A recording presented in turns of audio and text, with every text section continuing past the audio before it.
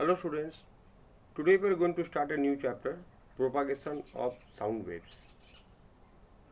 In this chapter, we are going to study what is sound, how sound is produced, and what is sound, what is wave, what types of wave are there. This thing we are going to study in this chapter.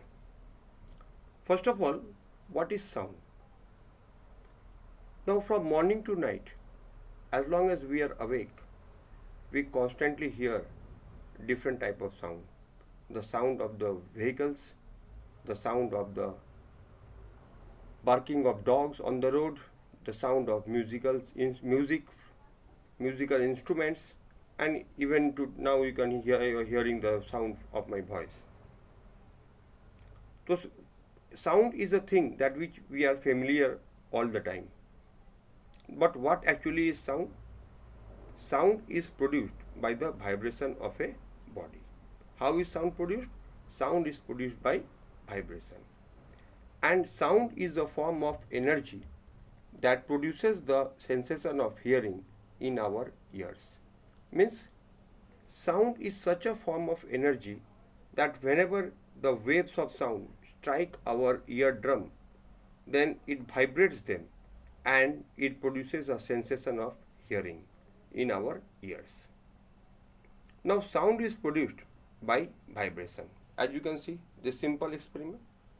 This boy has taken a rubber band or any rubber string, stretched it as long possible, and he is plugged in and he is plucking it in the middle, and it is many times you all have done this, and this is vibrating and sound is produced.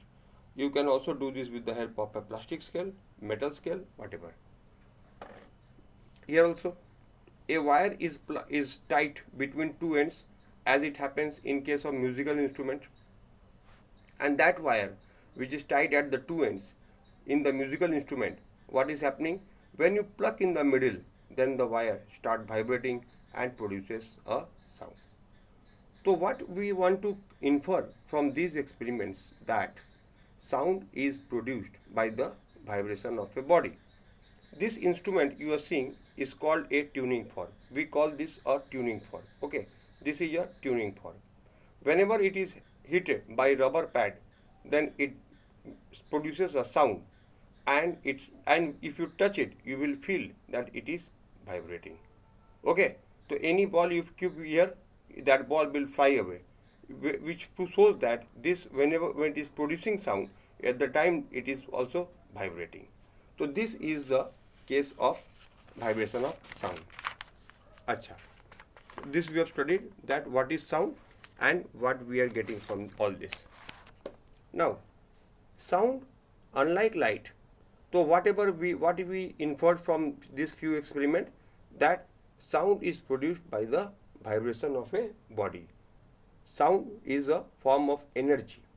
Sound is a energy because when a body vibrates, that mechanical energy is converted to sound. So that is why we consider sound is a form of energy. And actually what happens whenever a sound is produced, then in the medium number of waves are formed and we get the sound from the waves. So this is all about sound. Mechanical energy. Now sound propagation requires a material medium. Now see, what is the most important thing is that unlike light, sound cannot travel in vacuum. Unlike light, sound cannot travel in vacuum. Sound requires a material medium for propagation. So let us concentrate on this experiment shown here.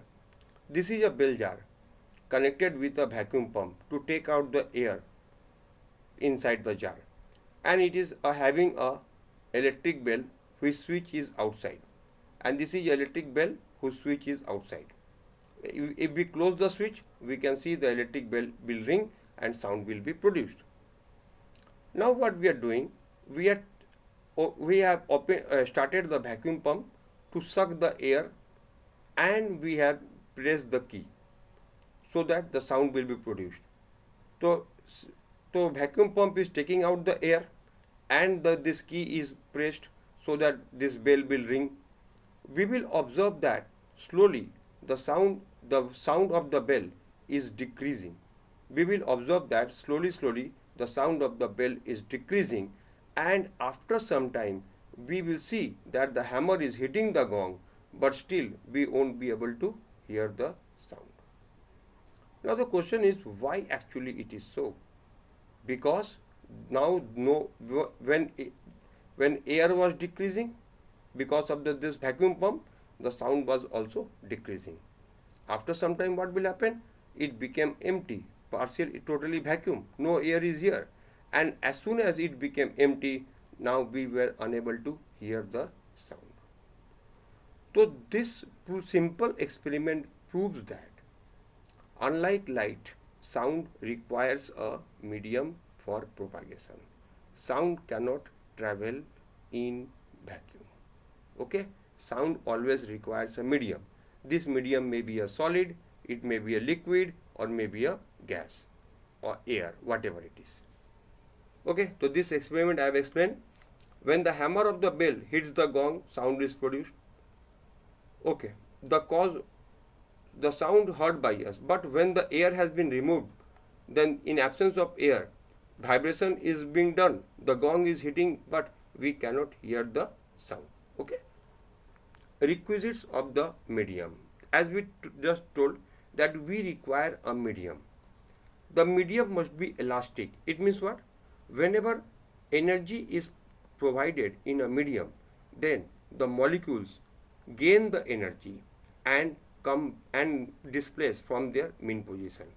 But after that, if the medium is elastic, the particles may come back to the mean position. What is the meaning of elastic?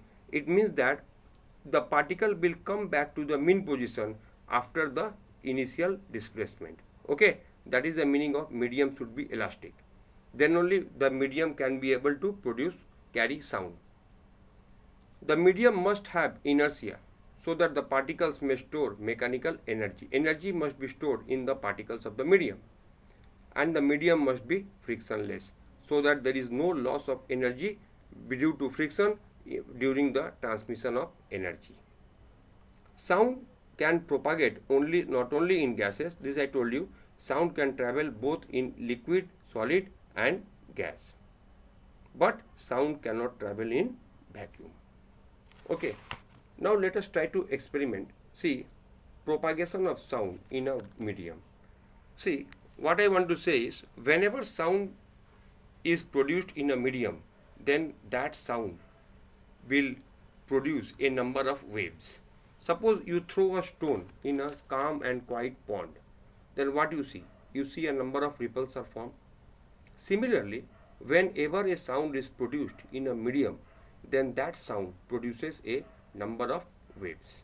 And these waves travel in all directions, and the person nearby the source of sound is able to hear it. Okay, students? So to see that, see, this is a metal strip. It may be a scale also, metal scale also, or any strip.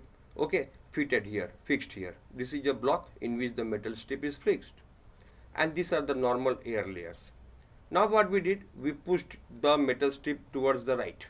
Okay, from A was the initial position, it went to B. So when the metal strip came here, it compressed the air molecules.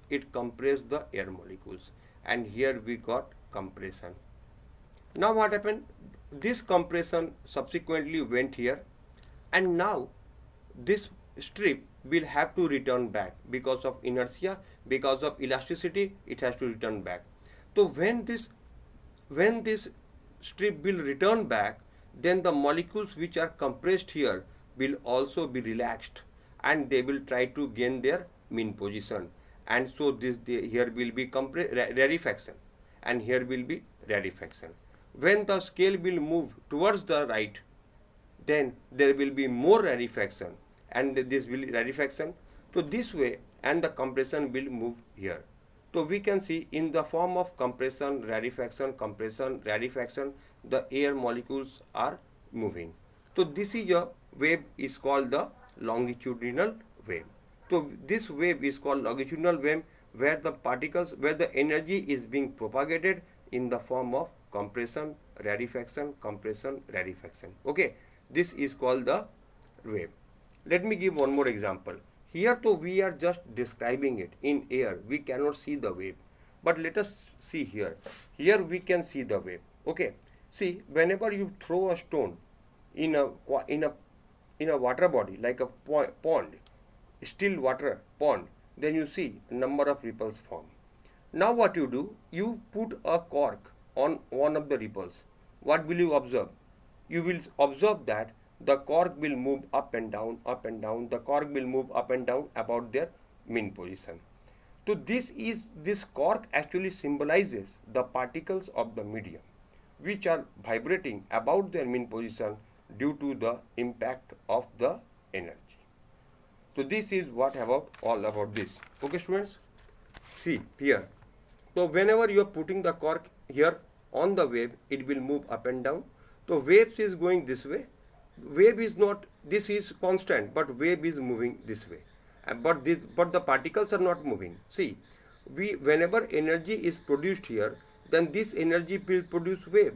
The waves is traveling. So what is wave? Wave is actually a carrier of energy.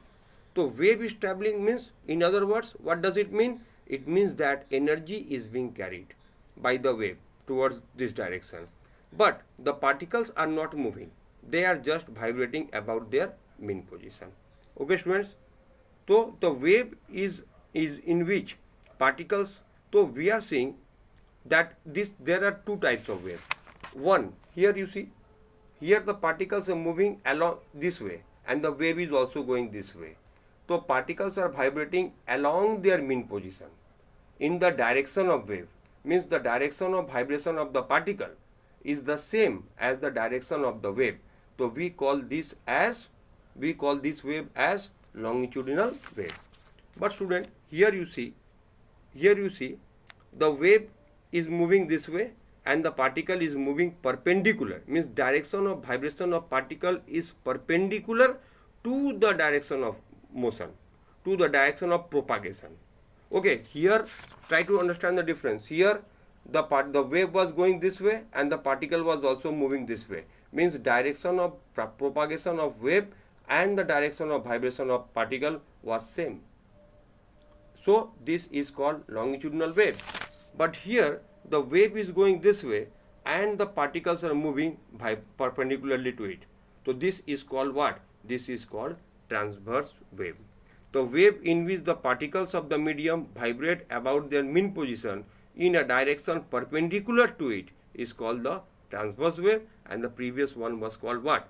It was called what? It was called a longitudinal wave. Now some terms. Time period. You know very well what is time period. The time taken by a particle to complete one vibration is called time period. Unit second. Frequency. Number of vibrations completed in 1 second, that is called what? The frequency. Acha. So F is equal to 1 by T. F is frequency and T is the time period. So frequency is equal to 1 by time period. Wavelength. The distance traveled by wave in one time period. Suppose time period is 2 seconds. So what is the distance? The distance traveled by the wave in 2 seconds. So distance traveled by the wave in one time period is called wavelength. Okay. See, it can be also defined in other way. Suppose see that the top are called the crest and the bottom part are called trough. So you can say the distance between two consecutive crests or the distance between two consecutive trough is the wavelength. Okay, this is also the definition of wavelength. It is denoted by the Greek letter lambda. So see, this is the lambda, inverted Y like. Wave velocity. The distance traveled by wave in 1 second is called the wave velocity. Okay. So these are the terms. So up to here you study. In the next video we will continue with the chapter and end it. Okay, students. So this is up to here, and in the next video we will conclude it. Okay. Have a nice day.